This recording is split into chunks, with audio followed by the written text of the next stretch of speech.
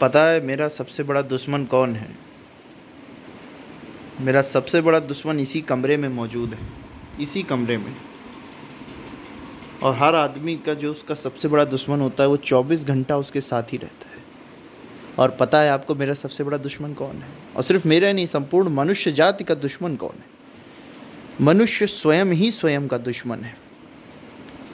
तो मेरा सबसे बड़ा दुश्मन मैं खुद ही हूँ। मेरे अंदर की कमियाँ ही मेरा सबसे बड़ा दुश्मन है। और हमें रोज़ अपनी ही कमियों से लड़ना चाहिए। बाहर कोई दुश्मन है ही नहीं संसार में, किसी का कोई दुश्मन बाहर है ही नहीं। मनुष्य के अंदर ही उसके सारे दुश्मन बैठे हुए हैं। बस बाहर तो एक समझ ली शीशा लगा हुआ है कि जैसे शीशे में आदमी देखता है तो जैसा वो होता है वैसा ही दिखता है। तो बाहर तो बस एक शीशा है, जैसे तुम हो वैसा ही संसार हो जाता है। अगर तुम क्रूर हो तो संसार क्रूर दिखने लगता है, अगर तुम अच्छे हो तो संसार में सब अच्छे दिखने लगते हैं। तुम क्या खोजते हो दूसरे में? अगर तुम कमियां खोजोगे तो चांद में भी दाग है, और तुम खूबियां खोजोगे तो दाग में भी कहीं ना कहीं कुछ खूबियां निकाल लोगे। तो खूबियां खोजोगे तो पापी से पापी में भी खूबियां आ जाएंगी, और कमियां तो सब में है। तुम सुनना चाहते हो हर आदमी से उसकी खूबियां, लेकिन तुम कभी किसी में खूबियां नहीं खोजते। तुम अपनी खूबियां सुनना चाहते हो, दूसरों में तुम्हें खूबियां नहीं दिखती। तो मनुष्य का सबसे बड़ा दुश्मन मनुष्य स्वयं ही है। संसार में कहीं दुख है ही नहीं, क्योंकि दुख तो आदमी स्वयं ही बनाता है और फिर उसका भोग करता है। सुख के पीछे जहाँ भागे नहीं कि दुख आ गया, जहाँ सोचा कि अब सुख मिलने वाला है बस वहीं दुख दस्तक दे जाता है। और जो दुख के पीछे भागने लगा उसको सुख अपने आप मिल जाता है। तो जिधर तुम भागोगे उससे विपरीत, हवा के विपरीत जाओ। हवा जिधर चलती है, जिधर से चल रही होती है उस तरफ नहीं भागा जाता।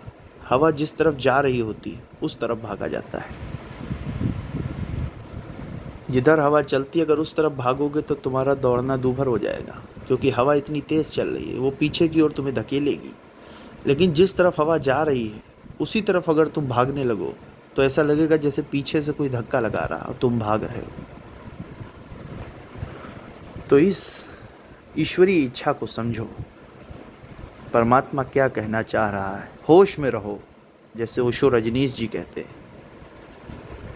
गुरुजीएफ जी की आज कहानी उन्होंने जो बताई बड़ी सुंदर है। होश में रहो, 24 घंटे होश में रहो।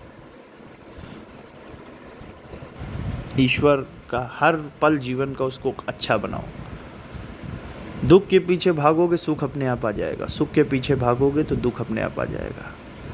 और तुम्हारा सबसे बड़ा दुश्मन जब तुम ये समझ जाओगे कि मैं अपना सबसे बड़ा दुश्मन हूँ, तो उस दिन कोई दुश्मन संसार में नज़र नहीं आएगा। और हर दुख भी मैं ही बनाता हूँ।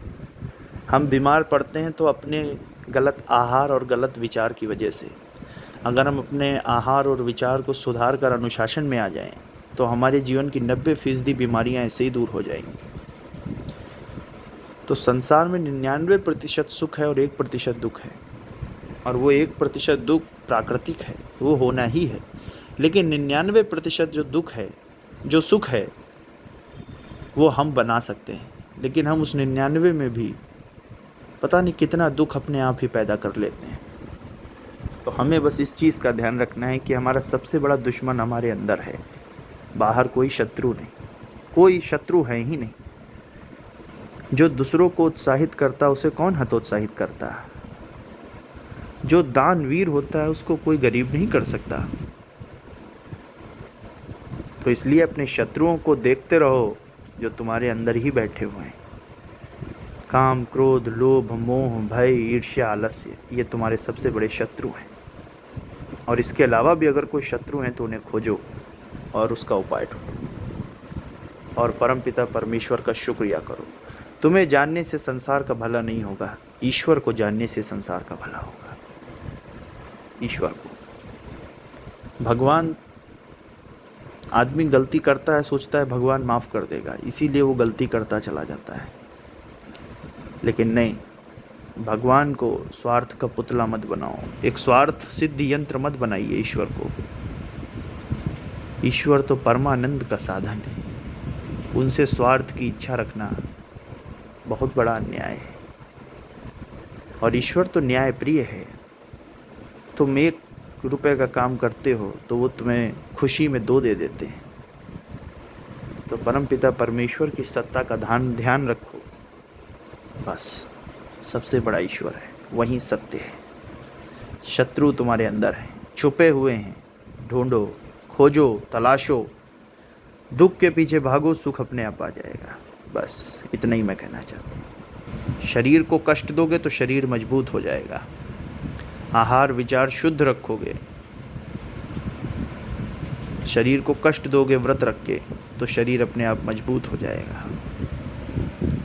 लेकिन कोई भी चीज़ सीमा के अधिक नहीं होनी चाहिए। सीमा से अधिक दुख भी खराब है, लेकिन दुख जब आदत बन जाए तो उसमें भी आनंद आने लग जाता है। तो इसलिए ईश्वर का धन्यवाद करो, समझदार के लिए इशारा काफ़ी होता है। जय हो प्रभु। परमपिता आपका बहुत बहुत धन्यवाद, आभार।